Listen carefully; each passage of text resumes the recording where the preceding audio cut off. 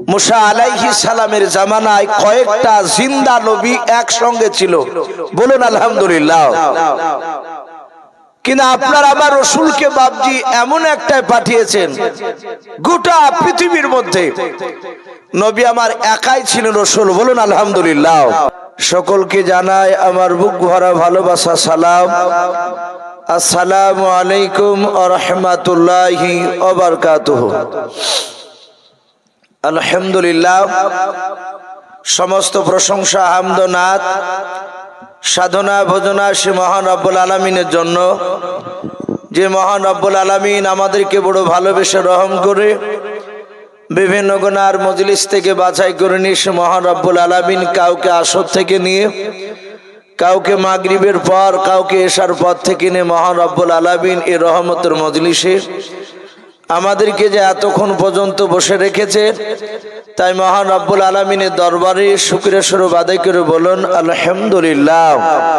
ভাই একটু মহাব্বতে প্রাণ ভরে উচ্চ আজও বলুন আলহামদুলিল্লাহ। তারপরে পরে আপনার আমার নবী, যিনি ধর্মের গুরু, বিশ্ববরণ্য নেতা, নবিকুলের শিরোমণি পয়গম্বর আযম, যিনি সাইয়্যিদুল মুরসালিন ও খাতামান নবিয়্যিন, যিনি হাবিবে কিবরিয়া আশরাফুল আম্বিয়া, যিনি হায়াতুন নবী, জিন্দা নবী জনাবে মুহাম্মদ রাসূলুল্লাহ সাল্লাল্লাহু তাআলা আলাইহি ওয়াসাল্লামের উপরে অগণিত দুরূদ ও সালাম বর্ষিত হোক, অর্পিত হোক। সকলে বলুন আল্লাহুম্মা আমিন। মুআজ্জাজ সামিনে কেরাম, আমি আপনাদের সম্মুখে কোরআনুল কারীম থেকে কয়েকটা এত টুকরা পরিবেশন করেছি, তেলাওয়াত করেছি।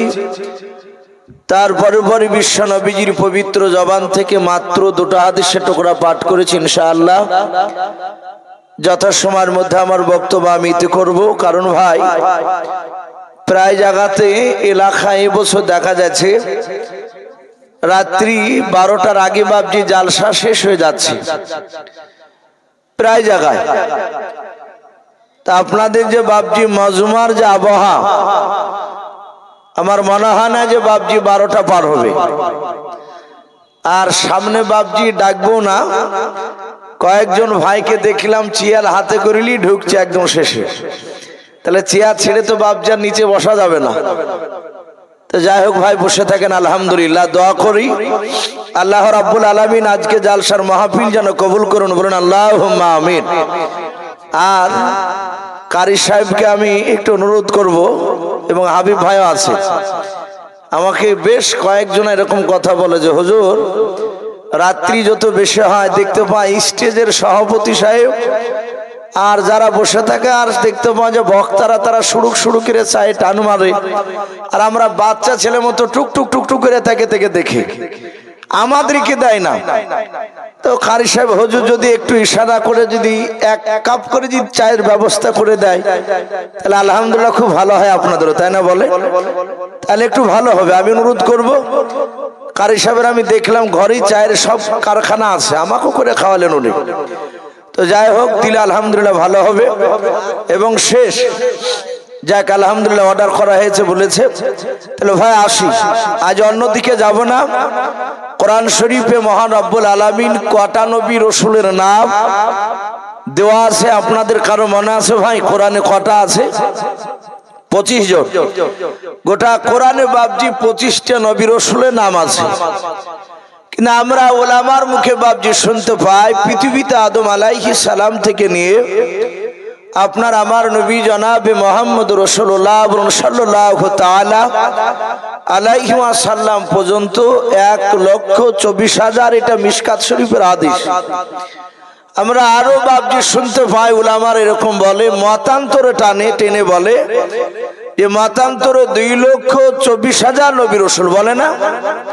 হ্যাঁ, এই মতটাকেও বাপজি অস্বীকার করা যাবে না। কিন্তু আমাদের মিশকাত শরীফে বাপজি আমরা পেয়েছি 1,24,000। এটা যত রকমের পৃথিবীতে বাপজি মাযহাব রয়েছে, এটাকে কেউ অস্বীকার করতে পারে না। তো যাই হোক, আমি বলছিলাম এতগুলো নবী রসুলের মধ্যে থেকে মাত্র কোরআনে 25টা নবী রসুলের নাম। তাহলে আর বাদ বাকি নবী রসুলের নামগুলো গেল কোথায়? তাফসীরে কিতাবে বাবজি অনেক কিতাবে এসেছে সেসব নবী রাসূলের নাম, কিন্তু কোরআনে মহান রব্বুল আলামিন একটা নবীর নাম, তার নবী জনাবে মুহাম্মদ রাসূলুল্লাহ সাল্লাল্লাহু তাআলা আলাইহি ওয়াসাল্লাম রাসূল যখন আলোচনা করতেন কিতাবে লিখেছে নবী মুচকে মুচকে হাসতে।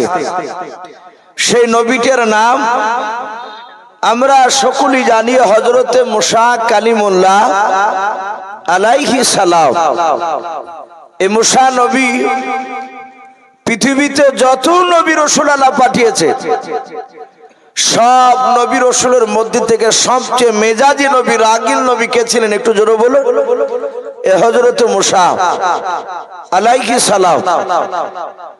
আমরা শুনেছি আজরাইলকে দেখে মানুষ ভয় করে, পায়খানা পেশাব করে দেয় অনেক মানুষ। আর এই হযরতে মুসা আলাইহিস সালাম আজরাইল আলাইহিস সালামকে বাবজি এমন চড় মেরেছিলেন যা কোন নবী বাবজি কাজটা করতে পারে নাই। আরো এসেছে বাবজি মুসা নবীর একটা ঘটনা, এখনো পৃথিবীতে বাবজি সেটা নিদর্শন হয়ে দাঁড়িয়ে আছে। মিশরে বাবজি একটা জায়গায়, কারণ মুসা নবী তো মিশরই ছিলেন, আল্লাহ মিশর এলাকাতেই ওনাকে পাঠানো হয়েছিল। তো কিছু মানুষের উপর রেগে গিয়ে মুসা আলাইহিস সালাম একটা পাথরকে তুলে বাবজি মারতে গিয়েছিলেন। যখনই মারতে যাবেন মহান রব্বুল আলামিন ডাক দিয়ে বলেন, এই মুসা, ওদেরকে আমি আল্লাহ মাফ করে দিয়েছি, তুমি মাফ করে দাও, পাথর ছেড়ে দাও। মুসা আলাইহিস সালাম আল্লাহর হুকুম পার সাদা হাতে পাথর ছেড়ে দিলেন। পাথরটা আজও পর্যন্ত বাবজি স্বর্ণের উপর দাঁড়িয়ে আছে, বলুন আলহামদুলিল্লাহ। এই মিশরের এলাকায় বাবজি ঘটনাটা এসেছে। এই মুসা আলাইহিস সালাম খুব রাগীল নবী ছিলেন। হযরতে সালমান ফারসি রাদিয়াল্লাহু তাআলা আনহু তিনি বলে, ওগো নবী, আপনাকে দেখেছি অনেক নবী রাসূলের নাম করতে, কিন্তু আপনি মুসা নবী আলাইহিস সালামের কথা বলতে গিয়ে আপনি কেন মুচকে মুচকে হাসেন? উনি বলেছিলেন, ওগো আমার সাহাবা, আমার মুসা নবী আলাইহিস সালাম এত মেজাজি নবী ছিলেন, কিন্তু আল্লাহকে এমন এমন প্রশ্ন করতেন আমার আল্লাহ রাগ করতেন না, বলুন আলহামদুলিল্লাহ। মুসা নবী ভয় করতেন না, রাগও আল্লাহ রাব্বুল আলামিন করতেন না। সেই মুসা নবীর কথা বাবজি আপনাদের সামনে কিছু আলোচনা করে ইনশাআল্লাহ শেষ দোয়া নিয়ে আমরা বাড়ি যাব, বলুন ইনশাআল্লাহ। মা বোনেরা অনেকে আছে, আশা করে ওরা হয়তো শেষ দোয়া না করে বাড়ি যাবে না। আমরা সকলেই জানি আল্লাহ বলছেন, আমি এমন টাইমে নবী রাসূলকে পাঠিয়েছি যখন যে জামানায় যেই রকম বাবজি বেঈমান লোক দেখেছে তাকে টাইট করার জন্য সেই রকম হাই কোয়ালিটির বাবজি নবী রাসূল আল্লাহ পাঠিয়েছে। আমরা জানি সারা পৃথিবীর দরদি নবী জনাবে মুহাম্মদ রাসূলুল্লাহ, বলুন সাল্লাল্লাহু তাআলা আলাইহি ওয়াসাল্লাম। আমার নবীকে মেরেছে বেঈমানেরা। নবী এরকম অনেক রিওয়ায়াত এসেছে, নবী তার হাতটা ধরে রাসূলুল্লাহ চুমা খেয়েছে। ভাই, তুমি আমাকে মেরেছে, তুমি মনে হয় কষ্ট পেয়েছো না? তুমি আমাকে মারলে তোমার হাতে মনে হয় লেগেছে। এরকম অনেক ঘটনা এসেছে। আল্লাহ রাসূল তাদের জন্য বাবজি বদদুয়া করেননি, কাউকে দিয়ে বদদুয়া করতে দেয়নি। কিতাবে এসেছে নবী সাল্লাল্লাহু আলাইহি ওয়াসাল্লাম মক্কা নগরে বাবজি মসজিদে সেজদারত অবস্থায় ছিলেন। আমরা এই ঘটনাটা একেবারে পুরানো হয়ে গেছে শুনে শুনে। নবী সেজদায়, উদবা উতাইবা এই কুখ্যাত কয়েকজন বাবজি বেঈমান, তারা কাফির ছিল, তারা পচা উটের ভুঁড়ি নিয়ে এসে রাসূলুল্লাহর পবিত্র মাথাতে বাবজি দিয়ে দিল। শুধু দিয়ে দেয়নি, দিয়ে চেপে ধরে আছে নবী যেন মাথা তুলতে না পারে। একই তো দুর্গন্ধময় ভুড়ি পচা, তাতে চেপে ধরেছে নবীজির চেহারাটা। বাপজি একেবারে ঘেমে গেছে। আমার বিশ্ব নবীর কলিজার টুকরা বিটি মা ফাতেমা জোহরা রাদিয়াল্লাহু তাআলা আনহাকে গিয়ে কে খবর দিয়েছে, হে ফাতেমা, তোমার আব্বা বুঝি এতক্ষণ আর বেঁচে নাই। বলে কি হয়েছে আব্বা? আব্বা কোথায় আছে বলো। ডাক দিয়ে বললো তোমার আব্বা মসজিদে আছে সেজদারত অবস্থায়। আর উতবা উতাইবাদেরকে দেখলাম তারা পচা উটের ভুঁড়ি নিয়ে গিয়ে তোমার আব্বার মাথায় দিয়ে চেপে ধরে আছে। মা ফাতেমা জোহরা রাদিয়াল্লাহু তাআলা আনহা বাড়ি থেকে সোজা কাঁদতে কাঁদতে বাবা মসজিদে দৌড়ে চলে গেলেন। নবী আমার সেজদায় সারা পৃথিবীর জননী জনাবে মুহাম্মদ রাসূলুল্লাহ নাই, নবীজির বাপজি জননী মা ফাতেমা জোহরা রাদিয়াল্লাহু তাআলা আনহা বেঈমানদের কাছে গিয়ে বলেছিল, গোদবা সাইবারাও, আমার আব্বা এমন কি তোমাদের অন্যায় করেছে বলো? আমার আব্বা এমন কোন তোমাদের কোনো অন্যায় করে নাই। আর আমার আব্বার মাথায় কেন পচা উটের ভুঁড়ি চেপে দিয়ে তোমরা কেন ধরে ধরে আছো চেপে বলো? আমার আব্বাকে ছেড়ে দাও, আমার আব্বা মরে গেলে আমি কাকে আব্বা বলে ডাকবো, ছেড়ে দাও। বেঈমান উতবা সাইবারা বাপ যে ফাতেমার কান্না দেখে তারা ছেড়ে দিল। নবীর কাছ থেকে বাপ যে মসজিদের বাইরে গিয়ে দাঁড়িয়ে দেখতে লাগলো। আল্লাহ নবীর কলিজার টুকরা বিটে মা ফাতেমা জোহরা রাদিয়াল্লাহু তাআলা আনহা উটের পচা ভুঁড়িটা বাপ যে সরে দিয়াও।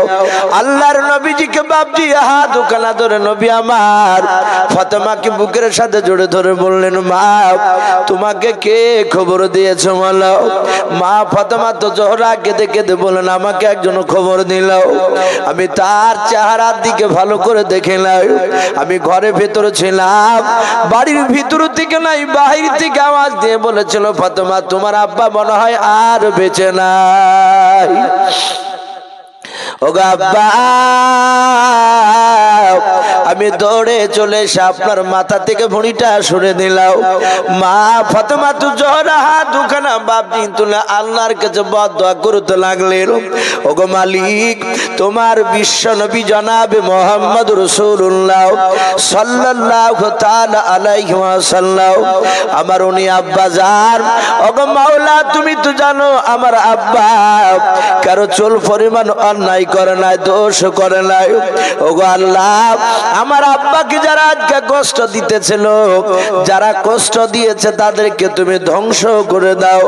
আমার পেয়ারা হাবিব মার নবী দরুদ নবী আমার মা ফাতেমার হাত ওখানা জোরে ধরে বলেন, ওগো মা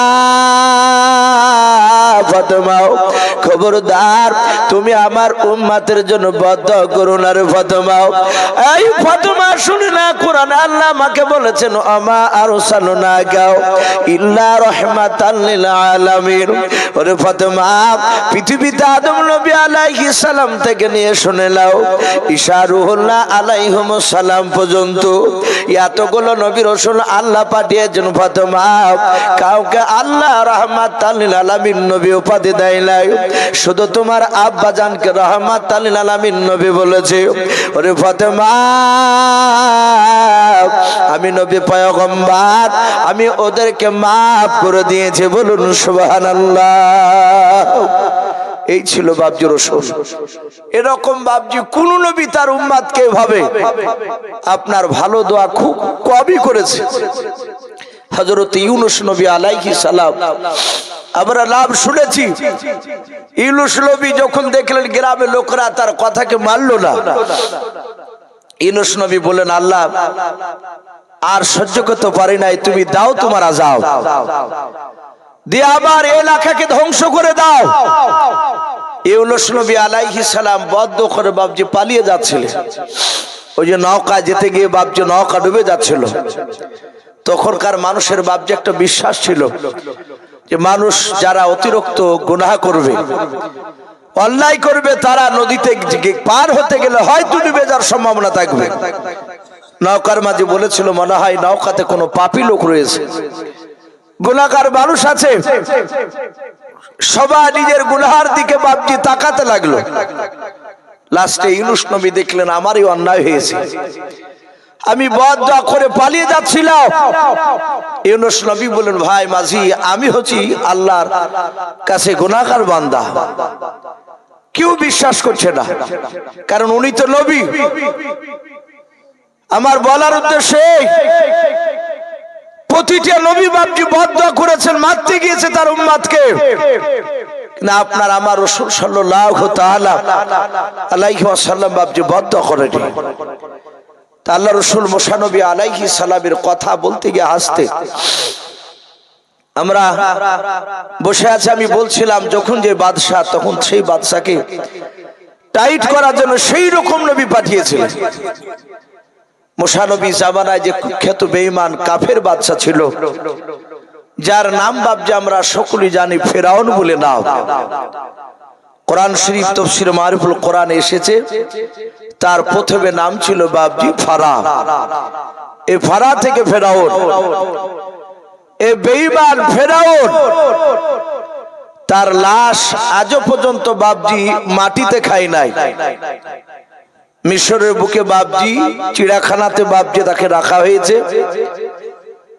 আমাদের গ্রামের আমাদের প্রতিবেশী বাপজি চাচা হচ্ছে, তারা জাহাজে থাকে এবং মিশরে বাপজি তাদের সেই সময় তারা জাহাজে যাই হোক, সেখানে পৌঁছানোর পরে বলছিলেন যে আমরা ফেরাউনকে দেখতে গেলাম। আমরা অনেকে দেখেছি ইউটিউবে নেটের মাধ্যমে শুকটি মাছের মতো শুকিয়ে পড়ে আছে। ওনারা বলছিলেন যে খুব বেশি দূর থেকে আমরা দেখি না, একেবারে কাছাকাছি। মনে হচ্ছে কয়েক মাস আগে সে মারা গিয়েছে। আল্লাহ কোরআন পাকে বলেছেন তাকে কিয়ামত পর্যন্ত খাবে না। নীল দরিয়াতে ফেরাউন কয়েক শত বছর পানি এবং কাদাতে মিশ্রিত অবস্থায় ছিল। বাপজি আমার সোনা লালেরা, এ ফেরাউন এত বড় বেঈমান, কিতাবে লিখেছে ই শুধু নবীকে বাপজি আপনার কষ্ট দিয়েছে তা নয়, হাদিস শরীফে পাওয়া যায় নবীজির বাপজি আপনার দুটো সন্তানকে এবং সেই নবীর স্ত্রীকে পর্যন্ত বাপজি ফেরাউন মারতে বাপজি দ্বিধাবোধ করে নাই। কিছু বলছো নাকি? এ ফেরাউন এত বড় বেঈমান, আপনারা মনে মনে চিন্তা করবেন ফেরাউন কোন নবীর দুই ছেলেকে মারলো। তাফসীর মারিফুল কোরআনে এসেছে মুসা আলাইহিস সালামের জামানায় কয়েকটা জিন্দা নবী একসঙ্গে ছিল। বলুন আলহামদুলিল্লাহ। কিন্তু আপনার আবার রাসূলকে বাপজি এমন একটাই পাঠিয়েছেন, গোটা পৃথিবীর মধ্যে নবী আমার একাই ছিলেন রাসূল। বলুন আলহামদুলিল্লাহ। আর মুসা নবীর জামানায় কয়েকটা নবী রাসূল জিন্দা ছিলেন। কিতাবে লিখেছে সেই নবীটার নাম ছিল হযরতে হিজকিল নবী আলাইহিস সালাম। নাম শুনেছেন হিজকিল নবী? এই হিজকিল নবী আলাইহিস সালাম তিনি নবী ছিলেন, রাসূল ছিলেন না। উনি ওনার দুটো সন্তানকে রেখে, ওনার বিবিকে রেখে দুনিয়ার বুক থেকে তিনি বিদায় নিয়ে চলে যায়। কিতাবে লিখেছে বেঈমান ফেরাউন যখন খোদা দাবি করেছিল, ওই সময় হিজকিল নবীর দুটো সন্তান, তার মা দুই সন্তানকে নিয়ে ফেরাউনের বাড়িতে বাপজি কাজ করত। ফেরাউনের বাপজি একটা বাড়ির দাসী এসে বলল, হে হিজকিল নবীর স্ত্রী, শোনো, তুমিও দাসী আমিও দাসী, তুমিও বাদী আমিও বাদী।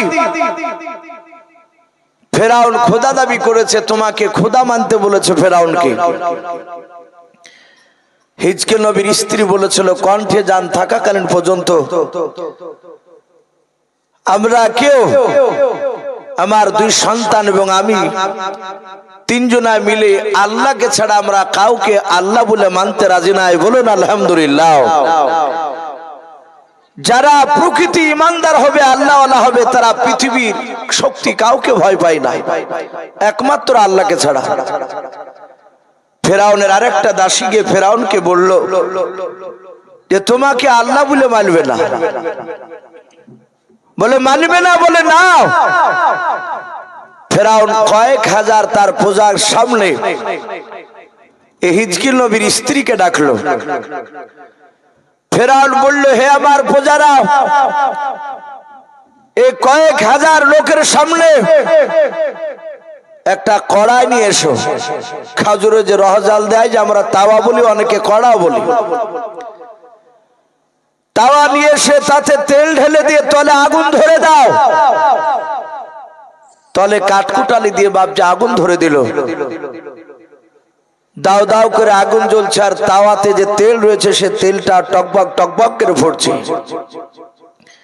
হিজকিল নবীর স্ত্রীকে ডেকে নিয়ে আসলো। তাফসীরে মারিফুল কোরআন এসেছে, তার বড় ছেলেটার বয়স ছিল বছর 4 হবে, হাতি শিখা ছেলে। ছোট ছেলেটার বয়স মাত্র 7 মাস। হিজকিল নবীর স্ত্রীর সেই সময় তার সন্তান দুধ পান করছিল, ছোট ছেলেটা। ফেরাউন চিৎকার করে হিজকিল নবীর স্ত্রীকে বলে, এখনো সময় আছে, বল তুই আমাকে আল্লাহ বলে মানবি কিনা? হিজকিল নবীর স্ত্রী বলল, না, আমি জীবন দিতে রাজি আছি, কিন্তু তোমাকে খোদা বলে মানতে রাজি নাই। আমি আল্লাহ বলে মানব না তোমাকে, আমি একমাত্র আল্লাহকে মানি, আর মুসা নবী পয়গম্বর আলাইহিস সালামকে আমি আল্লাহ রসুল নবী বলে মানি।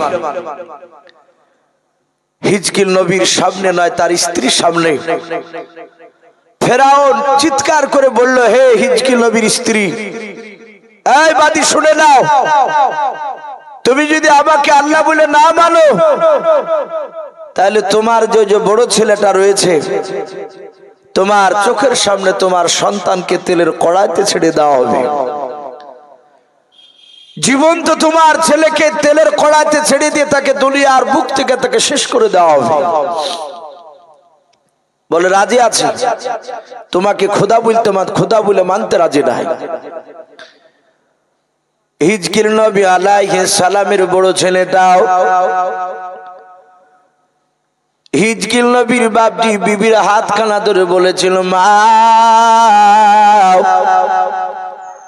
ওই লোকটা কেন আমাকে বারবার বলছে তেলের কড়াইতে ছেড়ে দেবে, ফেলে দেবে?